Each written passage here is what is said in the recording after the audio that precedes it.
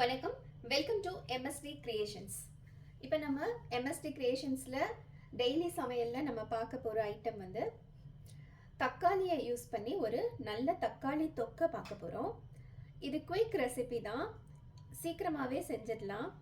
எப்படி பண்ணுறது, அதுக்கு என்ன இன்க்ரீடியன்ட்ஸ் தேவைங்கிறத இப்போ பார்க்கலாம். அதுக்கு மெயின் இன்க்ரீடியண்ட்டாக நம்ம தக்காளி எடுத்துக்கிறோம். இப்போ என்கிட்ட இது எத்தனை கிலோன்னு சொல்ல எனக்கு தெரியல, அநேகமாக ஒரு 2 கிலோ இருக்கலாம்.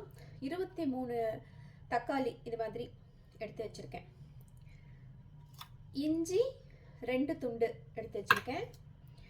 அப்புறம் தாளிக்கிறதுக்கு கடுகு, சீரகம், வெந்தயம்,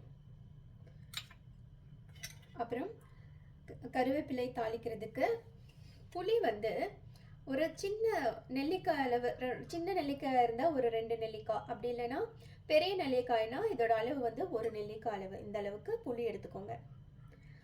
இதை எல்லாத்தையும் எதில் செய்ய போகிறோன்னா, எண்ணெய் ஊற்றணும் இல்லையா, நல்லெண்ணெயை பயன்படுத்தி இந்த தொக்கை நம்ம செய்யலாம். எண்ணெய் சூடாயிடுச்சு. இப்போ நான் 1 ஸ்பூன் கடுகு போட்டுக்கிறேன், மஸ்டர்ட் ஆட் பண்ணிக்கிறேன்.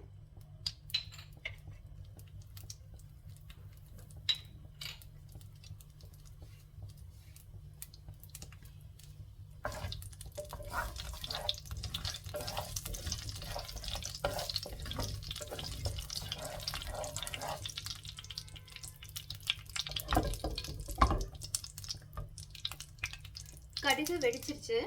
இப்போ நம்ம சீரகம் ஆட் பண்ணிக்கலாம். உங்ககிட்ட சீரகத்தூள் இருந்தால் அது வந்து ஒரு 1/2 ஸ்பூன் போட்டுக்கோங்க. இங்கே நான் 1 ஸ்பூன் சீரகம் யூஸ் பண்ணிக்கிறேன்.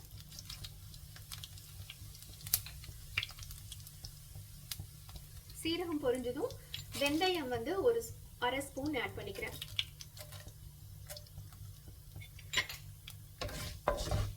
நல்லெண்ணெய்க்கு இந்த வெந்தயம் போட்டால் அது ஒரு டிஃப்ரெண்ட்டாக நல்ல டேஸ்ட்டு கொடுக்குங்க.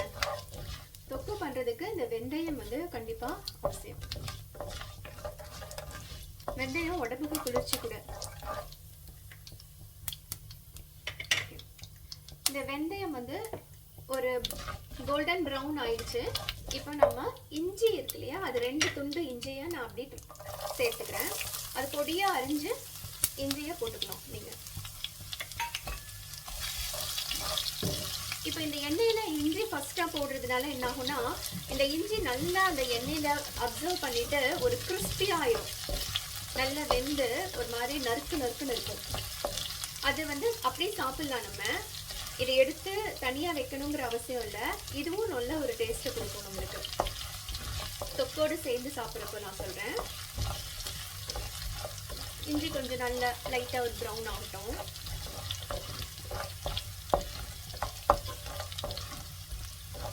எண்ணெயிலே அந்த இஞ்சி கொஞ்சம் நேரம் அப்படியே விட்டுருங்க.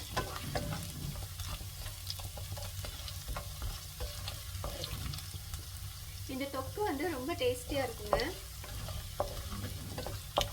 அதிக காரம் இல்லாமல் அளவான காரம் யூஸ் பண்ணியே செய்யுங்க.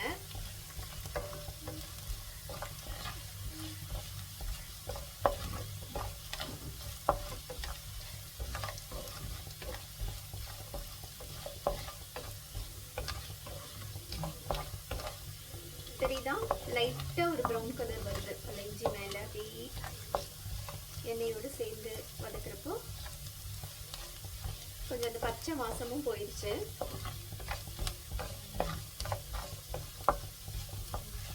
இந்த ஸ்டேஜில் நம்ம தக்காளியை ஆட் பண்ணிக்கிறோம்.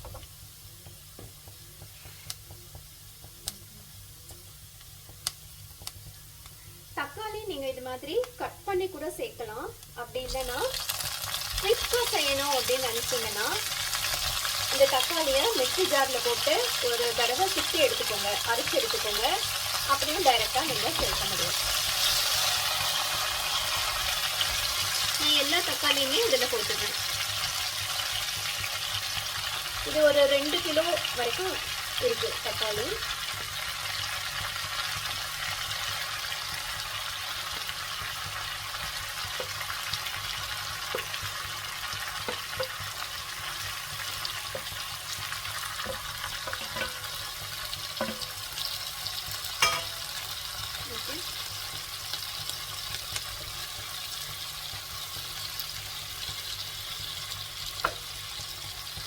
தக்காளி வதங்குறதுக்கு நம்ம கொஞ்சம் உப்பு சேர்த்துக்கலாம்.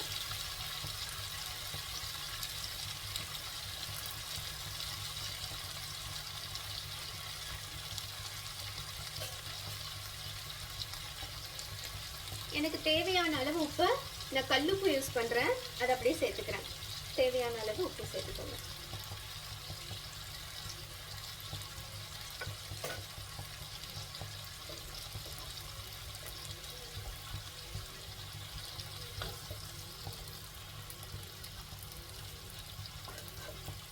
இது கொஞ்சம் நல்லா வதங்கி இவ்வளோ இருக்கிற தக்காளி கொஞ்சம் சுருங்கிடும். நீங்கள் குயிக்காக செய்யணும்னா, இன்ஸ்டண்ட்டாக உடனே செய்யணும் அப்படின்னா நீங்கள் தக்காளியாக அரைச்சி யூஸ் பண்ணிக்கோங்க. எனக்கு நான் ஏன் இப்படி போடுறேன்னா, இந்த கடைசியில் எண்ணெயில் சுருண்டு வரப்போ இந்த தோல் எல்லாம் கொஞ்சம் நல்ல எப்படி சொல்கிறது, சுருளாகிடும். ஸோ அதை அப்படி சாப்பிட்றது எனக்கு பிடிக்கும், அதனால அப்படி போடுறேன். தக்காளிலேயே கொஞ்சம் தண்ணி இருக்குது, அதனால அது அப்படி கொஞ்சம் தண்ணி விடும். இவ்வளோ போட்டு இந்த தக்காளி எவ்வளோ ஆகுதுங்கிறத பாருங்கள். இப்போ மூடி வச்சு கொஞ்சம் நேரம் இதை அப்படியே வேக விட்டுறணும். இப்போ மூடி வச்சு ஹை ஃப்ளேமில் இது மாதிரி ஆகிற வரைக்கும் விட்டு எடுத்துருக்கோம். இப்போ நல்லா இதெல்லாம் கரைஞ்சிருச்சு இல்லையா, அந்த தோல்லாம் கொஞ்சம் அப்படி இப்படி நிற்கிது. மற்றபடி ஒரு கூழ் மாதிரி ஆயிடுச்சு. இன்னும் கொஞ்சம் நேரம் இது நல்லா சுண்டணும். இதே கம்மி குவான்டிட்டியில் நீங்கள் யூஸ் பண்ணினீங்க அப்படின்னா கொஞ்சம் சீக்கிரமாகிடும். இப்போ நான் 2 கிலோ பக்கத்தில் நிறைய போட்டிருக்கிறதுனால இது வதங்க கொஞ்சம் டைம் எடுக்குது, அவ்வளோதான். இந்த ஸ்டேஜில் இப்போ கொலன்னு இந்த ஸ்டேஜ் ஆயிடுச்சு இல்லையா, இது இன்னுமே நல்லா வேகணும் தொக்கு ஆகிறதுக்கு. இது நல்லா சுண்டி வரணும். இந்த தண்ணியெல்லாம் இருக்குல்ல, நான் எந்த தண்ணியும் எக்ஸ்ட்ரா ஆட் பண்ணல, அந்த தக்காளி தண்ணியிலேயே அப்படியே சுண்டி வரட்டும். அப்போ தான் டேஸ்ட் நல்லாயிருக்கும். அடி பிடிக்கிற மாதிரி இருந்தால் கொஞ்சம் கொஞ்சம் அப்படியே கிளறி விட்டுக்கோங்க. இந்த ஸ்டேஜில் நான் கொஞ்சம் மஞ்சத்தூள் ஆட் பண்ணிக்கிறேன்.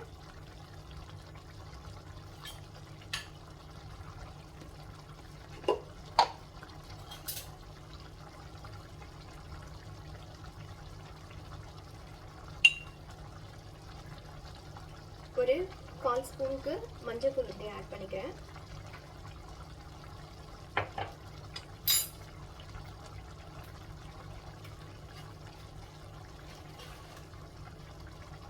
பெருங்காயம் கொஞ்சம் ஆட் பண்ணிக்கிறேன்.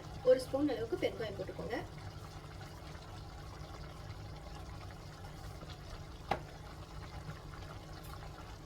அப்புறம் தேவையான காரத்துக்கு நான் இங்கே மிளகாய் தூளை ஃபஸ்ட்டு நான் 1 ஸ்பூன் மட்டும் ஆட் பண்ணிக்கிறேன்.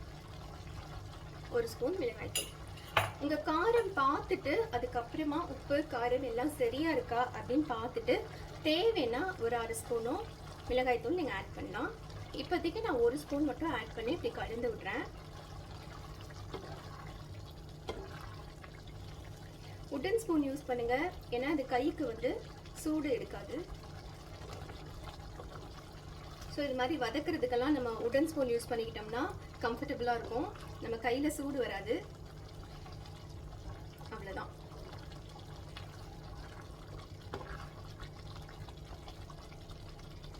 இந்த தக்காளி அப்படியே சுண்ட சுண்ட நம்மளுக்கு வந்து இந்த கலர் டார்க்கர் ஆகிட்டே போகும்.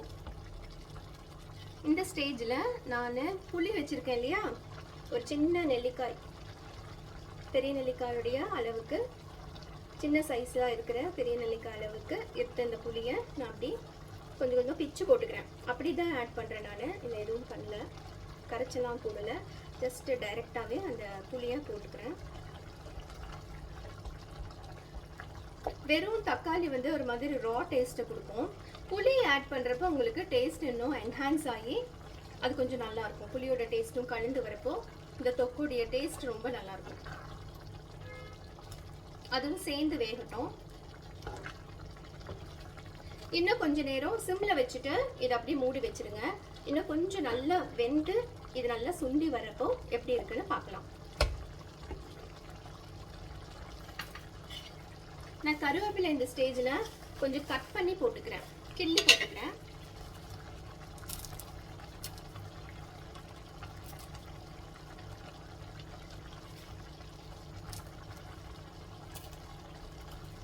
ஓகே, அவ்வளோதான். இப்போ நம்ம வேணுங்கிற இன்க்ரீடியன்ஸ் எல்லாமே ஆட் பண்ணிட்டோம்.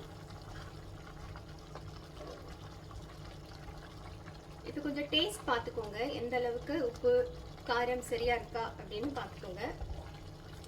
நான் கொஞ்சம் எடுத்துட்டு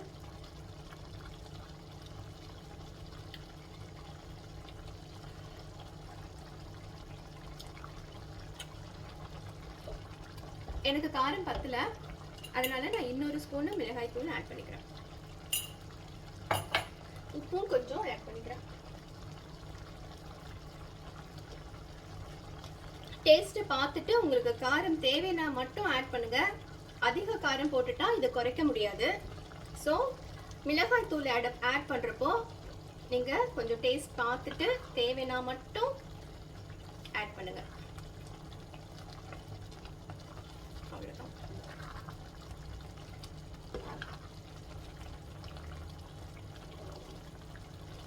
எண்ணெய் நல்லா பிரிஞ்சு வரணும். நல்லெண்ணெய் தாளிக்க யூஸ் பண்ணோம் இல்லையா, அந்த எண்ணெய் இந்த மாதிரி சைடில் ஓரங்களில் பிரிஞ்சு வரணும். அது வரைக்கும் இது வந்து குக் ஆகணும். ஓகே, இது நான் மறுபடியும் ஒரு லிட்டை போட்டு மூட போகிறேன்.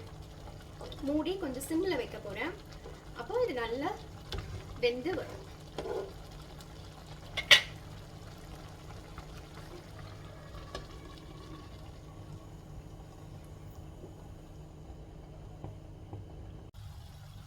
தக்காளி நல்லா வெந்துருச்சு, நல்லா கெட்டி ஆயிடுச்சு பாருங்க. அதே தண்ணியில அப்படியே வதங்கி கெட்டி ஆயிடுச்சு. இப்போ நம்ம தக்காளி தொக்கு ரெடி ஆயிடுச்சு. இங்க சைட்ல எல்லாம் எண்ணெய் பிரிஞ்சு வந்துருச்சு இல்லையா, இந்த ஸ்டேஜ்ல இருக்கிறப்போ நம்ம இறக்கிடலாம். உங்களுக்கு இந்த வீடியோ பிடிச்சிருந்துச்சுன்னா ப்ளீஸ் லைக், ஷேர் பண்ணுங்க, சப்ஸ்கிரைப் பண்ணுங்க. இதை ஒரு பவுல்ல ட்ரான்ஸ்ஃபர் பண்ணிட்டு எப்படி இருக்கிறதுங்கிறத பார்க்கலாம். இப்போ சுவையான தக்காளி தொக்கு ரெடி ஆயிடுச்சு. இந்த சைட் டிஷ்ஷை நீங்கள் இட்லி, தோசை அப்படி இல்லைன்னா சப்பாத்திக்கு வச்சு சாப்பிட்லாம். ரொம்ப அருமையான டேஸ்ட்டில் இருக்கும். நீங்களும் ட்ரை பண்ண பாருங்கள். உங்களுக்கு இந்த வீடியோ பிடிச்சிருந்துச்சுன்னா கமெண்ட் பண்ணுங்கள். Like, share and subscribe to MST Creations. நன்றி.